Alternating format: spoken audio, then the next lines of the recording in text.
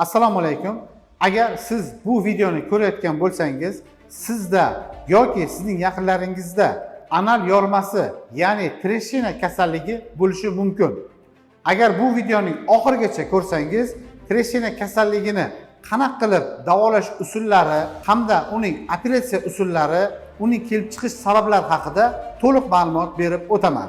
Men Majidov Abbos Karimovich proktologiya sohasida 10 yildan ortiq shu kasalliklar bo'yicha operativ davo o'tkazib, ko'plab bemorlarga yordam ko'rsatib kelaman. Hozirda shu kasallik bo'yicha sizga to'liq ma'lumot berib o'taman. Anal yormalari. Anal yormalari bu xalq tilida treshina deyiladi.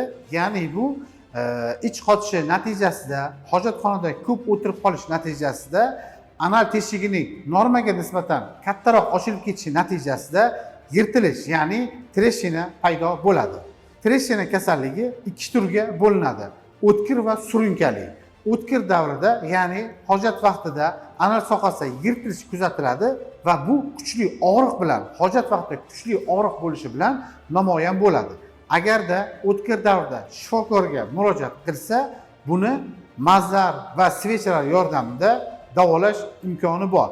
Agarda vaqtida shifokorga murojaat qilmasa hamda bu kasallikka bee'tiborlik bilan o'tkazsa, bu kasallik surunkali holatga o'tadi. Ya'ni o'sha o'tkir holatdagi treshina yirtilgan joyning ustini chandiqli to'qima hosil qilib, uning o'rab olish natijasida surunkali holatga o'tadi. Buning natijasida bemorda har gal hojatda borganda, hojat vaqtida ichi kelgan vaqtida anal sohasida kuchli og'riq bezovta qiladi va bemorlarning hojatdan keyin soatlab anal sohasida og'riq bo'lishi, hojat vaqtida qon kelishi kuzatilishi bilan namoyon bo'ladi. Agarda kasallikni surunkali bosishga o'tgan bo'lsa, bunda faqatgina operatsiya yo'li bilan davolaniladi.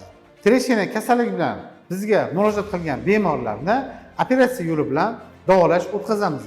Ya'ni beldan pastiga narkoz beramiz, og'riqsiz usulda mana shu xonada 10-15 daqiqalik operatsiya o'tkaziladi. Bunda o'sha yirtilgan treshina bo'lgan joyni kesib ajratib olinadi, o'rni esa tikib chiqiladi va shu yo'l bilan bu kasallikdan qutuladi. Unutmang, agar sizda treshina kasalligi paydo bo'lgan bo'lsa, ya'ni o'tkir bosishda birinchi 10 kunlikka shifokorga murojaat qilib kelsangiz, bu kasallikni svechalar, mazlar yordamida davolab bu kasallikdan qutulsangiz bo'ladi. Agarda shifokorga vaqtiga murojaat qilmasdan buni surunkali holatga o'tkazib yuborgan bo'lsangiz, unda yagona chora bunda operatsiya yo'li bilan davolash usuli bo'ladi. Bunda siz bizga murojaat qilib kelasiz. Mana shu xonada 10-15 daqiqalik operatsiya o'tkazamiz va bu kasallikdan butkul qutulishingizga yordam beradi. Biz hozir treshina kasalligini qanaqa usulda davolaymiz? Buning uchun bizga bemor murojaat qilib keladi, analiza topshirib, to'liq tekshiruvdan o'tib bo'limga yotadi hamda mana shu xonada 10-15 daqiqalik operatsiya o'tkaziladi. Eng qiziq joyi, bizda bemor kelib murojaat qilib, analiza topshirib, operatsiya bo'lishi, yotishi, ovqatlanishi hammasi operatsiya narxining ichiga kiritilgan. Agar sizda ham hojat vaqti anal sohangizda og'riq, hojatdan keyin og'riqning davom etishi kuzatilsa, quyidagi raqamlarga murojaat qiling. Biz sizga operatsiya yo'li orqali og'riqsiz usulda bu kasallikdan qutulishingizga yordam beramiz.